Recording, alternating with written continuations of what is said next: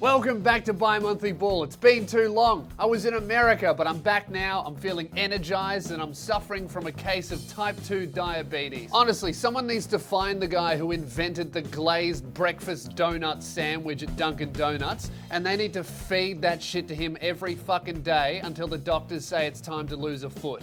Because that's not breakfast, that's a war crime. I'm Lewis Spears. Let's break down the last 2 weeks.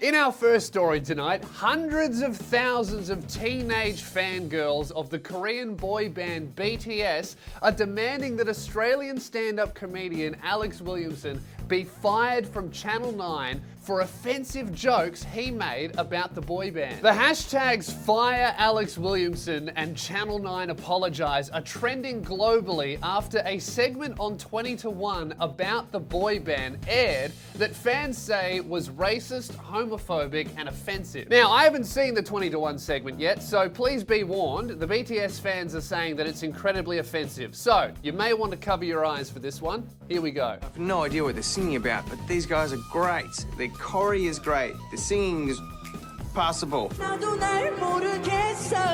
Huh, not exactly racist, but after seeing that, I would like an apology from Channel 9 for calling it a joke.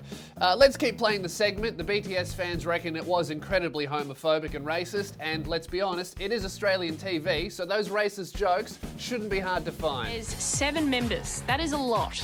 That is 2 hire cars. Surely you could fire 4 of them. That way you just have to hire a sedan and everyone have a nice bit of leg room. Okay, look, this might be out of character for teenage fangirls, but I think in this situation, they might be acting a little bit dramatic, okay? I didn't see anything wrong with those jokes. And you know who else agreed? Australian stand-up comedian Alex Williamson. He tweeted out a very eloquent defense of the jokes and put it on Twitter. Shut the fuck up, cunt. It ain't racist. Which could be the most Australian sentence of all time. 120,000 tweets later, after trending at number 3 on Twitter globally, the BTS army has mobilized to get Alex Williamson fired from Channel 9 with the massive hashtag Fire Alex Williamson. The BTS army drafted up email templates, compiled lists of people working at Channel 9 to contact and specific phrases to use that will ensure Alex Williamson is fired from Channel 9 and never works with 20 to 1 ever again. Only problem is, Alex Williamson doesn't work for Channel 9 and he's not even on that episode of 20 to 1. So the only thing that this army of hundreds of thousands of BTS fangirls have managed to achieve is confusing the fuck out of Channel 9's HR department by making them try to discipline someone who doesn't work for them and never has. But not only have the BTS army complained to Channel 9 to get Alex Williamson fired, they've also complained to his touring company and decided to boycott not only Alex Williamson himself and his shows, which I guess is fair enough, they've also decided to boycott Jimmy Barnes because he also uses Frontier Touring. Now, I don't know about you guys, I don't know this for sure, but I'm pretty fucking certain that Jimmy Barnes isn't selling any tickets to 14-year-old fangirls of Korean boy bands. I think he's selling tickets to their dads. Joining me tonight is Alex Williamson. Alex, thank you for finding the time to join me in this incredibly troubling period in your life. Alex, tell me, after all of the controversy, after 200,000 people calling you a monster on Twitter and campaigning for you to be fired from a job you don't even have, the world has to know one thing. How many 14-year-old BTS fangirls do you think you could fight to the death before they managed to take you down? Hey, thanks for asking, Lewis. I was hoping you're going to bring that up because I've had a lot of practice for this moment actually fighting children. In fact, I'm getting a bit clucky and wanting to have kids soon, solely for the reason of having a sparring partner. But I feel like the BTS fans, I feel like they may overpower me very quickly simply because they'll be gnawing at my ankles and squirrel gripping and those sort of those sort of attacks that that would get you suspended on the football field. I reckon I'll be swinging fresh Aries, mate, at their heads, because they'll be down at my fucking nutsack. There'll be fingers up my ass. I think they'll overpower me very quickly with that sort of fighting behaviour. But no, I'm going to go and fight a kid now. In fact, I've just seen one, and sharpen up my skills. On your Luke. Thanks for joining me, Alex, and give that little cunt one from me. Make sure you check out Alex Williamson on Instagram for the fallout of the controversy. The comment section is an absolute war zone. Next up, the US women's soccer team just beat Thailand 13-0 in the World Cup, which is the highest scoring game in the World Cup regardless of men's or women's division. After the US women's team reached this historic high score, many people are calling for an equal pay movement within the soccer industry. However, the reason why most men's teams haven't scored more than 13 goals during the World Cup is because most men's teams playing in the World Cup aren't shit enough to let 13 goals get past them. Really, this shouldn't be about getting rid of the wage gap, this should be about getting rid of Thailand's goalie. What the fuck are you doing, Sakanya? Focus. You playing Game Boy out there? Where's the defense? Huh? You're leaving the goals open wider than the wage gap. Well, if we're basing pay on performance, ladies, we might want to close the age gap before we close the wage gap. Because just before beating Thailand in the World Cup, the US women's team lost to the Dallas Under-15s Boys Amateur League. And those cunts don't get paid at all.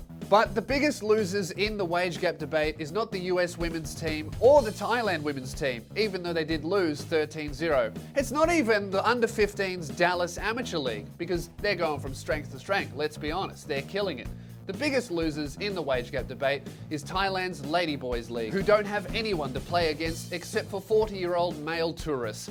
And they always get angry when they find out halfway through the game they're not playing against the women's league. Speaking of ladyboys, Justin Bieber just challenged Tom Cruise to a fist fight over Twitter. Man, it seems like after the Logan Paul KSI fight, every man and his dog is trying to make money out of getting two unlikable fuckheads to punch on. After Bieber's challenge went viral, the UFC identified a gap in the market and have announced a new venue and fighting division for universally disliked dickheads to punch on in the ring for money. They're naming the venue the Coliseum of Cunts. The first fight will have Justin Bieber versus Tom Cruise, and then on the undercard we have Harvey Weinstein versus Bill Cosby, anti-vaxxer mums versus polio, and Alex Williamson versus 120,000 teenage girls. And in entertainment news, Netflix have announced a brand new show based on the trading card game Magic The Gathering is in production and being directed by the Russe Brothers, who directed Avengers End Game. This move has broken the record for world's biggest step down in directing history, but the Russe Brothers remain optimistic about the show, releasing an official statement that read, "Both of us are big fans of Magic the Gathering, and after the Avengers made almost $3 billion at the box office, we finally have enough money to start playing the game competitively." The TV series is taking a slightly different approach to most productions about trading card games. Mainly, the show will be filmed in live action as opposed to being animated. And to keep the show as realistic as possible, the lead actors are unable to shower or use any kind of body deodorant for 6 months before and during the production, because it's not a Magic the Gathering tournament without eye-watering body odor. And finally, we are smack bang in the middle of Pride Month, which is a holiday that used to be about celebrating people from all sexual orientations. But now, like all holidays, it's turned into giant multinational corporations selling you as much shit as they can. And coming in first place for the most blatant exploitative money move, Budweiser have released a new beer for every sexuality their marketing team could find on Tumblr. There's so many that I'm going to have to read them. So, first up, we've got bisexual beer for people who will fuck men or women. And we've got pansexual beer for people who will fuck men and women and anything in between. We've got asexual beer for people who are boring.